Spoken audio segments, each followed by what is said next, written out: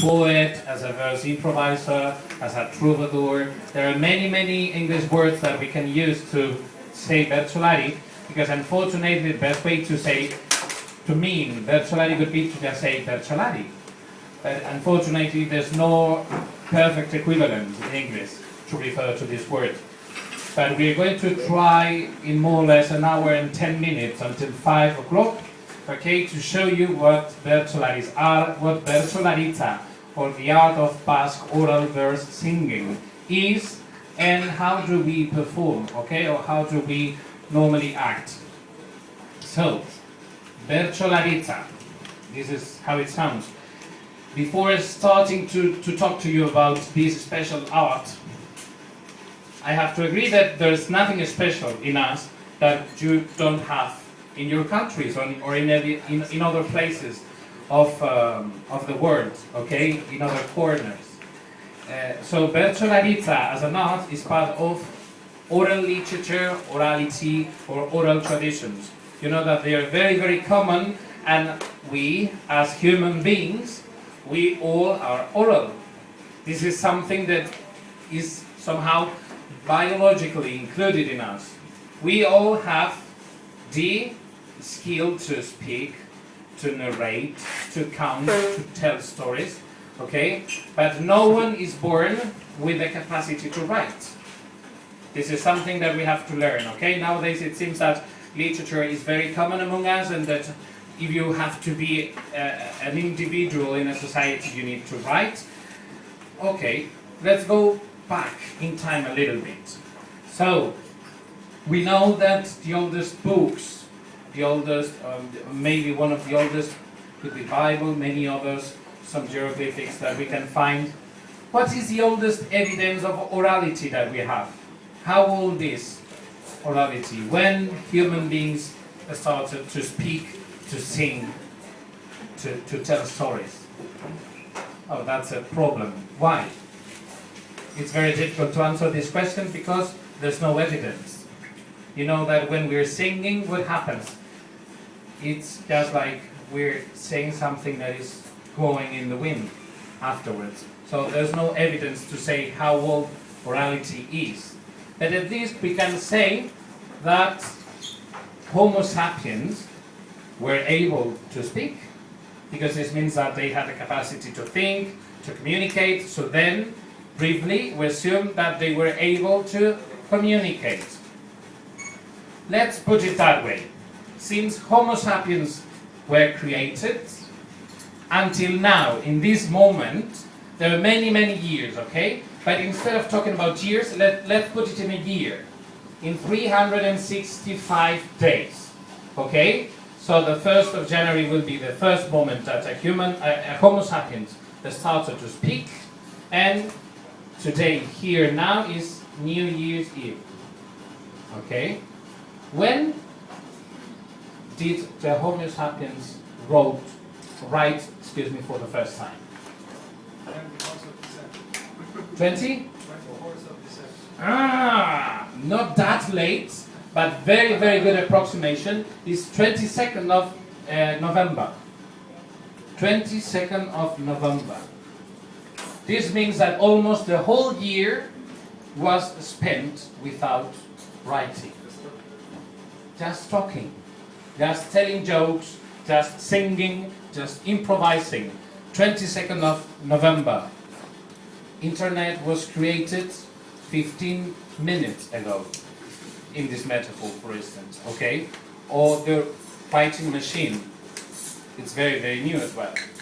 Why do I say this? Just to maybe put some value into what we're saying. Because maybe you're going to see now us singing, performing some verses, and probably people will say, oh, what's that? Okay, this is something very old. It's that old that we don't know when it was created.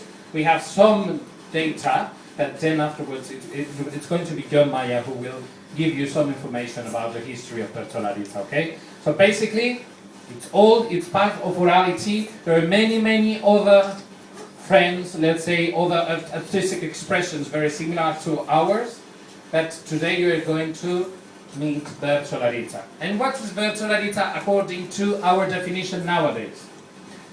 Nowadays, we say that bertsolaritza is communication. A bertsolari is a troubadour, is a singer, is an improviser who says something to somebody. So there's a message, there's an emitter, there's a recipient, there's a channel, there's a code. This is a communication, okay? But it's just communication. It's only speaking. No, it is not. Thank you very much, Xabi. There are three main differences from bertsolaritza to general communication. And instead of telling you directly what these three differences are, I'm going to make a game for you, okay? Let's play a little bit. I'm going to say two things. For the first one, I will be here, then I will just do 3 steps, and from here, I will say something very, very similar. There will be 3 main differences from one to the other, okay? You have to tell me what these differences are, okay? Let's see.